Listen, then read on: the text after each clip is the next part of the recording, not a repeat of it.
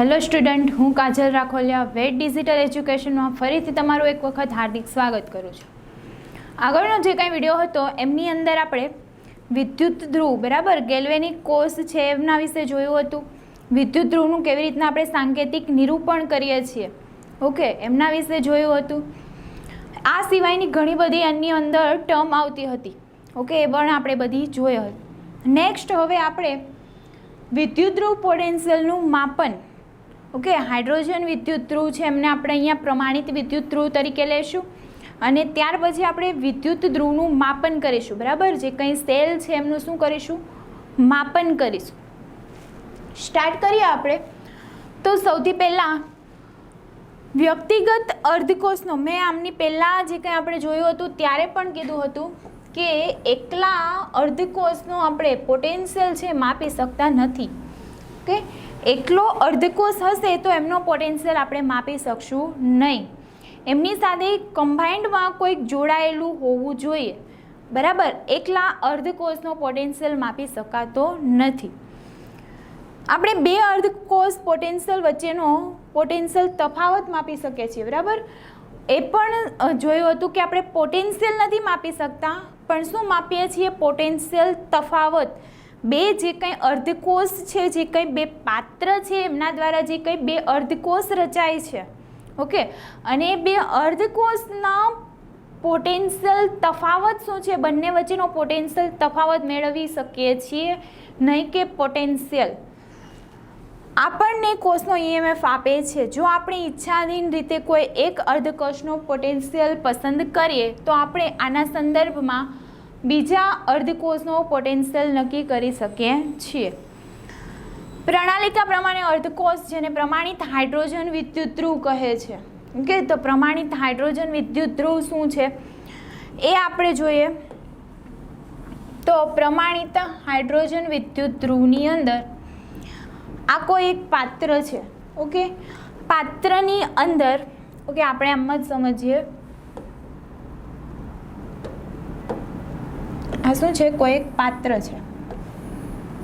પાત્રની અંદર 1 mall H+ આયનો વાળું સોલ્યુશન ભરેલું છે, બરાબર. 1 મોલ H+ મતલબ કે એસિડ સોલ્યુશન ભરેલું છે, બરાબર. આમાં શું છે, એસિડ સોલ્યુશન છે અને એમની જે કંઈ સાંદ્રતા છે કેટલી છે, 1 મોલર, બરાબર. કેટલી છે, 1 મોલર, મતલબ કે મોલારિટીમાં આપેલી છે સાંદ્રતા.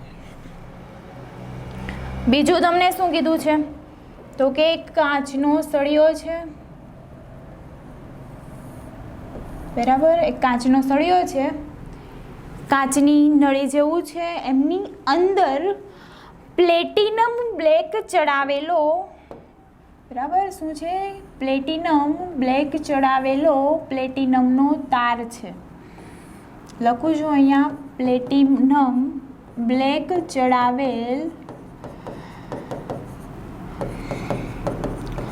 પ્લેટિનમનો તાર છે અને અહીંયાથી H2 વાયુ છે એક બાર દબાણે પાસ કરવામાં આવે છે, અંદર એન્ટર કરવામાં આવે છે, ઓકે. તો આખી રચના શું છે ખબર પડી ગઈ. એક પાત્ર છે, એમની અંદર 1 મોલ H+ આયન એટલે કે એસિડ સોલ્યુશન ભરેલું છે, જેમની સાંદ્રતા 1 મોલર છે. નેક્સ્ટ તો કે કાચની સળિયો છે, બરાબર. હોલ કાચનો સળિયો છે, અંદર શૂન્ય અવકાશ છે. ત્યાર પછી એમની અંદર આપણે શું છે, તો કે પ્લેટિનમ બ્લેક ચડાવેલો પાતળો તાર છે. શેનો તાર છે, તો કે પ્લેટિનમનો તાર છે, ઓકે. હવે અહીંયા શા માટે પ્લેટિનમનો તાર લીધો, તો કે પ્લેટિનમ છે ધાતુ છે. ધાતુ શું કાર્ય કરે છે, તો કે ધાતુ ઇલેક્ટ્રોનને વહેવા માટે, ઇલેક્ટ્રોનના હલનચલન માટે એક જગ્યાએથી બીજી જગ્યાએ જવા માટે એમને માધ્યમ પૂરું પાડે છે, ઓકે. અહીંયા હાઇડ્રોજન ગેસ છે, તો હાઇડ્રોજન ગેસમાંથી તો કોઈ જે કંઈ ઇલેક્ટ્રોન છે પસાર થઈ શકતા નથી, બરાબર. શું થાય છે, ગેસમાંથી ઇલેક્ટ્રોન પસાર થતા નથી. એટલા માટે પ્લેટિનમ છે એ શું છે, ધાતુ છે. અને એક મીડિયમ અથવા તો એક માધ્યમ પૂરું પાડે છે. શેના માટે? તો કે ઇલેક્ટ્રોનના વહેવા માટે, એમના ફ્લો માટે એક માધ્યમ પૂરું પાડે છે, એક સપાટી પૂરી પાડે છે. પ્લેટિનમ એકદમ જ નિષ્ક્રિય ધાતુ છે. ઓકે, પ્લેટિનમ શું છે? એકદમ જ નિષ્ક્રિય ધાતુ છે.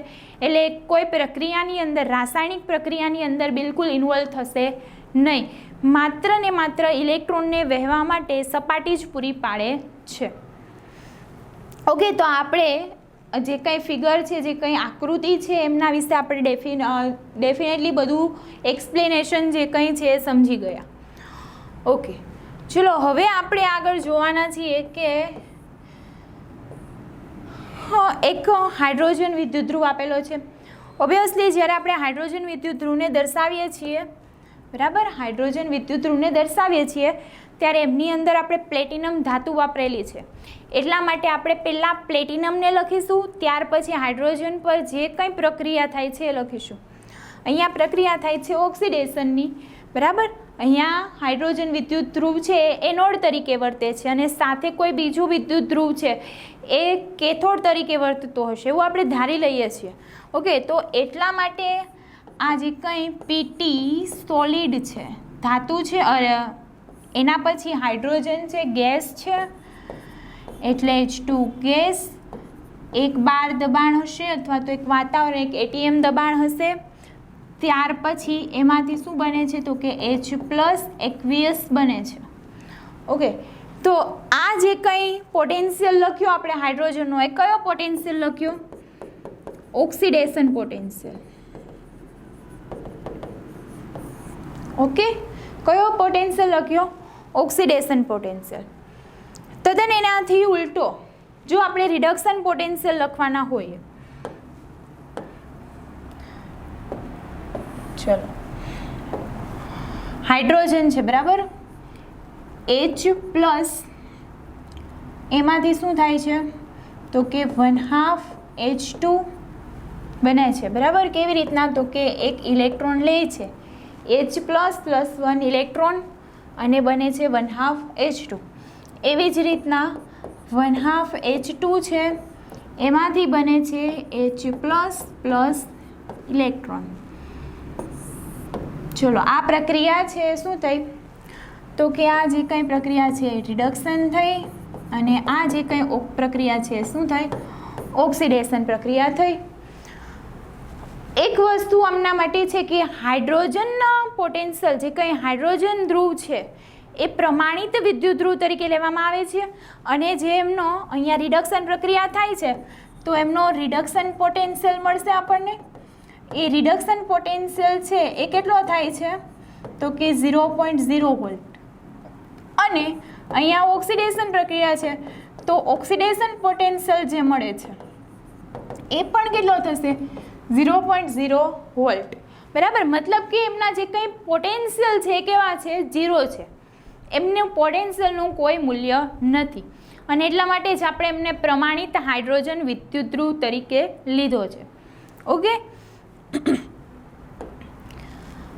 H+ + ઇલેક્ટ્રોન 1/2 H2 ગેસ પ્રમાણિત હાઇડ્રોજન વિદ્યુત ધ્રુવ છે એ આપણે આ જોઈ ગયા છે, છતાં એક વખત જોઈ જાય કે પ્લેટિનમ બ્લેકનું પડ ચડાવેલ પ્લેટિનમનો એક વિદ્યુત ધ્રુવ છે, બરાબર ને. આપણે જોયું ને, નાનો સરખો કાચની નળીની અંદર નાનો સરખો પ્લેટિનમનો તાર છે જેની ઉપર શું છે? તો કે પ્લેટિનમ બ્લેક લગાવેલું પડ છે.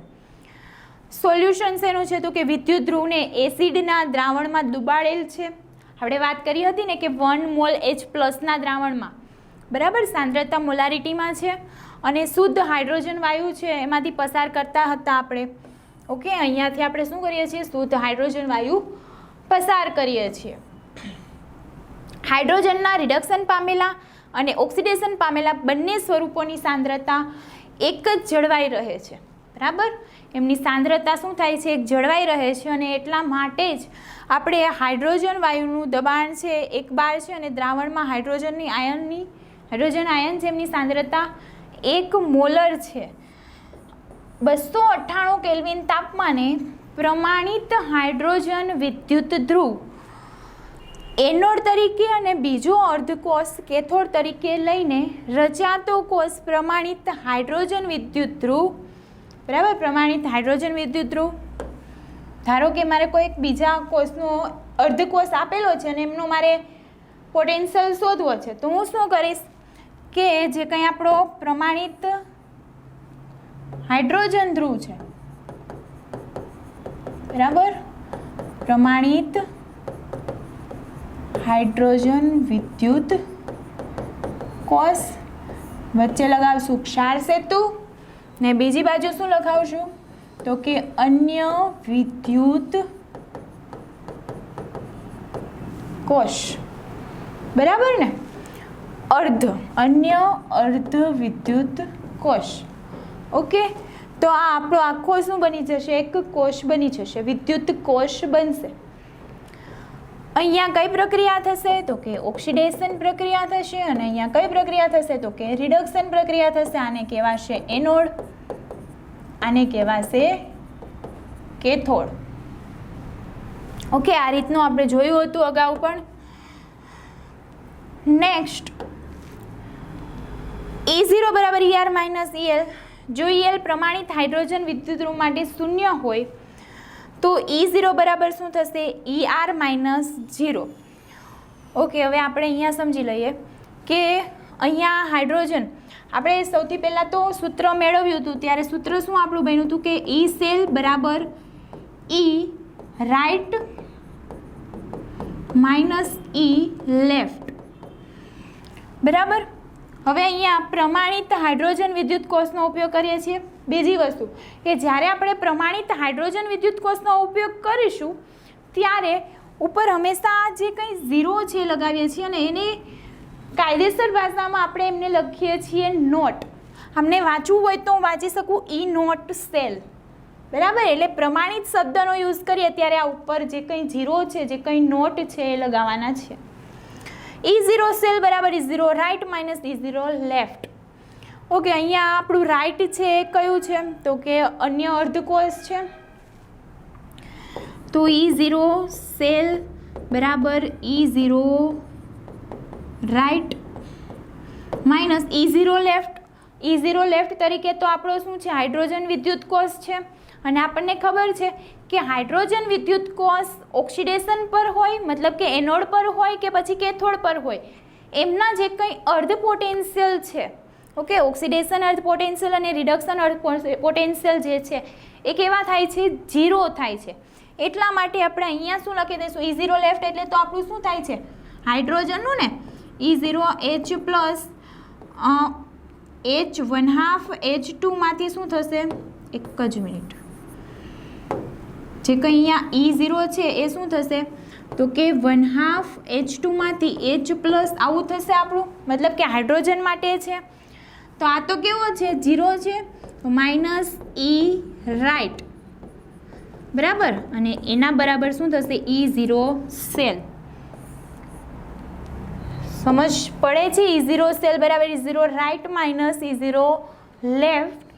અહીંયા E0 સેલ રાઇટ ન રાઇટ લેફ્ટ તરીકે આપણું શું છે, પ્રમાણિત હાઇડ્રોજન વિદ્યુત ધ્રુવ છે અને આપણને ખબર છે કે પ્રમાણિત હાઇડ્રોજન વિદ્યુત ધ્રુવ માટે એમનું રિડક્શન પોટેન્શિયલ કે પછી ઓક્સિડેશન પોટેન્શિયલ બંનેના મૂલ્યો ઝીરો હોય છે અને એમના પરથી આપણને શું મળી જાય છે કે E0 સેલ બરાબર E0 રાઇટ, મતલબ કે જે કંઈ રાઇટ બાજુ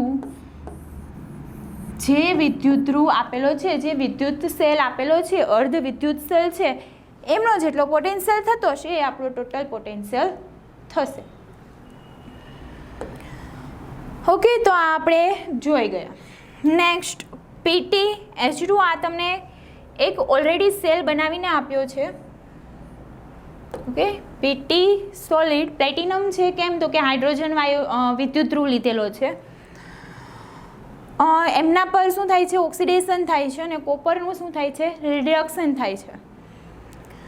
EMF 0.34 વોલ્ટ છે અને તેની નીચેની પ્રક્રિયા અનુરૂપ અર્ધકોષના પ્રમાણિત વિદ્યુત ધ્રુવ પોટેન્શિયલના મૂલ્ય બરાબર હશે. Cu+2+2 ઇલેક્ટ્રોન, કોપર +2 છે અને એમની સાથે 2 ઇલેક્ટ્રોન છે એટલે કોપર સોલિડ બને છે. ત્યાર પછી Zn+2 સાથે જે કંઈ રિએક્શન થાય છે એમની અંદર પણ Zn સોલિડ બને છે હવે આ બંને રિએક્શનની અંદર આપણને શું સમજ પડે છે એ આપણે જોઈએ. તો પ્રથમ કિસ્સામાં ધન વિદ્યુત ધ્રુવ પોટેન્શિયલ શું સૂચવે છે કે Cu+2 આયન છે એ H+ આયન કરતાં વધારે સહેલાઈથી રિડક્શન પામે છે. કોણ? તો કે Cu+2 આયન H+ આયન કરતાં વધારે ઝડપથી રિડક્શન પામે છે. પ્રતિગામી પ્રક્રિયા થશે નહીં, એટલે કે હાઇડ્રોજન આયન Cuનું ઓક્સિડેશન નહીં કરી શકે. બરાબર, જે કંઈ હાઇડ્રોજન આયન છે એ કોપરનું ઓક્સિડેશન કરી શકશે નહીં. આમ કહી શકીએ ઉપર દર્શાવેલ પ્રમાણિત શરતોમાં હાઇડ્રોજન વાયુ કોપરનું રિડક્શન કરી શકે છે. કોપર ધાતુ HClમાં ઓગળી શકતી નથી. કેમ ઓગળી નથી શકતી? તો કે કોપર ધાતુ છે એ હાઇડ્રોજન કરતાં સહેલાઈથી શું પામે છે? રિડક્શન પામે છે. નાઇટ્રિક એસિડમાં તે નાઇટ્રેટ આયન વડે ઓક્સિડેશન પામે છે. બરાબર, નાઇટ્રિક એસિડ છે, નાઇટ્રિક એસિડ એટલે શું થશે? HNO3. એમની અંદર એ નાઇટ્રેટ સ્વરૂપે, બરાબર, શેના સ્વરૂપે? નાઇટ્રેટ સ્વરૂપે શું થાય છે? રિડક્શન પામે છે, ઓક્સિડેશન પામે છે. હાઇડ્રોજન આયન વડે નહીં. બીજા કિસ્સામાં ઋણ પ્રમાણિત વિદ્યુત ધ્રુવ પોટેન્શિયલ સૂચવે છે કે હાઇડ્રોજન આયન ઝિંકનું ઓક્સિડેશન કરી શકે છે. બરાબર, હાઇડ્રોજન આયન છે શું કરે છે? ઝિંકનું ઓક્સિડેશન કરે છે. ઝિંકમાંથી Zn+2 અને Cu+2માંથી 2 ઇલેક્ટ્રોન કોપર. આ પ્રક્રિયા જે કંઈ બને છે આ પેલી ગેલ્વેનિક કોષ જેવી જ ટોટલી પ્રક્રિયા આવી ગઈ. ઓકે, તો અહીંયા જે કંઈ આપણું EMF છે એ EMF કેવી રીતના શોધીએ છીએ? તો કે રાઈટ સાઈડ આપણે શું થયું? તો કે રાઈટ સાઈડ આપણું ઓક્સિડેશન થશે, એટલે કે 0.34. ઝિંકમાંથી Zn+2 બને છે. થોડું સમજી લઈએ. આવી રીતના આપણે લખશું આપણે આને. બરાબર, ઓકે, ચલો હવે રાઈટ એટલે અહીંયા રાઈટ સાઈડ કયું છે? જમણી બાજુ કયું છે? તો કે Cu+2 અને Cu. બરાબર, તો અહીંયા આ જે કંઈ 0.34 વોલ્ટ થશે અને એ લેફ્ટ જે કંઈ છે એટલે કે આ જે કંઈ આપેલું છે જે 0.76 -0.76 વોલ્ટ. કેટલીક વખત પ્લેટિનમ અને ગોલ્ડ જેવી ધાતુઓ નિષ્ક્રિય વિદ્યુત ધ્રુવ તરીકે ઉપયોગમાં લેવાય છે. તેઓ પ્રક્રિયામાં ભાગ લેતી નથી. આપણે પ્લેટિનમનું તો સમજી જ ગયા કે હાઇડ્રોજન વિદ્યુત ધ્રુવની અંદર પ્લેટિનમને શેના તરીકે લેવામાં આવે છે? નિષ્ક્રિય વિદ્યુત ધ્રુવ તરીકે લેવામાં આવે છે. આખી પ્રક્રિયામાં ક્યાંય પણ ઇન્વોલ્વ થતી નથી. માત્ર ને માત્ર એ પ્રક્રિયા માટે શું કરે છે? સપાટી પૂરી પાડે છે અને ઇલેક્ટ્રોનના વહનને અનુકૂળ કરે છે. ઉદાહરણ તરીકે પ્લેટિનમ છે એ પ્લેટિનમ નીચેના અર્ધકોષમાં વપરાય છે. જેમ કે હાઇડ્રોજન વિદ્યુત ધ્રુવમાં વપરાય છે તો H2 માંથી H+ બને છે. બરાબર, તો H+ ઇલેક્ટ્રોન 1/2 H2. બ્રોમિન વિદ્યુત ધ્રુવ છે તો એમની અંદર પણ શું વપરાય છે? પ્લેટિનમ વપરાય છે. Br2 એકવીસ મીડિયમમાંથી શું બને છે? Br- બને છે. પ્રમાણિત વિદ્યુત ધ્રુવ પોટેન્શિયલ ઘણા અગત્યના છે અને તેમાંથી ઘણી બધી ઉપયોગી માહિતી નિષ્કર્ષિત કરી શકાય છે. કેટલીક પસંદ કરેલી અર્ધ પ્રક્રિયા માટેના પ્રમાણિત વિદ્યુત ધ્રુવ પોટેન્શિયલના મૂલ્યો આકૃતિમાં દર્શાવેલા છે, જે કંઈ ટેબલ છે એમની અંદર. બરાબર, જો વિદ્યુત ધ્રુવનો પ્રમાણિત વિદ્યુત ધ્રુવ પોટેન્શિયલ 0 કરતાં વધારે હોય તો તેમનું શું થાય છે? રિડક્શન પામેલું સ્વરૂપ હાઇડ્રોજન વાયુ કરતાં વધારે સ્થાયી છે. એ જ પ્રમાણે જો હાઇડ્રોજન વિદ્યુત ધ્રુવ પોટેન્શિયલ ઋણ હોય તો હાઇડ્રોજન સ્પીસીસના રિડક્શન પામેલા સ્વરૂપ કરતાં કેવું છે? વધારે સ્થાયી છે. ઓકે, તો આ આપણું શું હતું? ફ્લોરાઇડ આયન સૌથી વધુ નિર્બળ રિડક્શન કરતા છે. બરાબર, લિથિયમને સૌથી ઓછો વિદ્યુત ધ્રુવ પોટેન્શિયલ છે, જે સૂચવે છે કે લિથિયમ આયન સૌથી નિર્બળ ઓક્સિડેશન કરતા છે. બરાબર, સૌથી નિર્બળ ઓક્સિડેશન કરતા કોણ છે? લિથિયમ આયન છે. કેમ છે? તો કે એમનો વિદ્યુત ધ્રુવ પોટેન્શિયલ કેવો છે? એકદમ જ ઓછો છે. જ્યારે લિથિયમ ધાતુ જલીય દ્રાવણમાં સૌથી વધુ શક્તિશાળી રિડક્શન કરતા છે એ પણ જોઈ શકાય કે આપણે કોષ્ટકમાં ઉપરથી નીચે તરફ જઈએ તેમ પ્રમાણિત વિદ્યુત ધ્રુવ પોટેન્શિયલ શું થાય છે, ઘટે છે. આની સાથે પ્રક્રિયાની ડાબી બાજુની સ્પીસીઝની ઓક્સિડેશન શક્તિ પણ શું થાય છે, ઘટે છે. પ્રક્રિયાની જમણી બાજુની સ્પીસીઝની રિડક્શન શક્તિ વધે છે, એટલે રિડક્શન કરવાની શક્યતા. બરાબર. વિદ્યુત રાસાયણિક કોષોનો વિશાળ પાયા પર ઉપયોગ દ્રાવણની પીએચ નક્કી કરવા માટે ઉપયોગી છે. આ સિવાય દ્રાવ્યતા ગુણાંક, બરાબર, સંતુલન અચળાંક અને અન્ય ઉષ્માગતિકીય ગુણધર્મો પણ આપણે આમની મદદથી જાણી શકીએ છીએ. ઓકે, તો આ આપણો શું હતો, હાઇડ્રોજન વિદ્યુત ધ્રુવ, પ્રમાણિત હાઇડ્રોજન વિદ્યુત ધ્રુવ.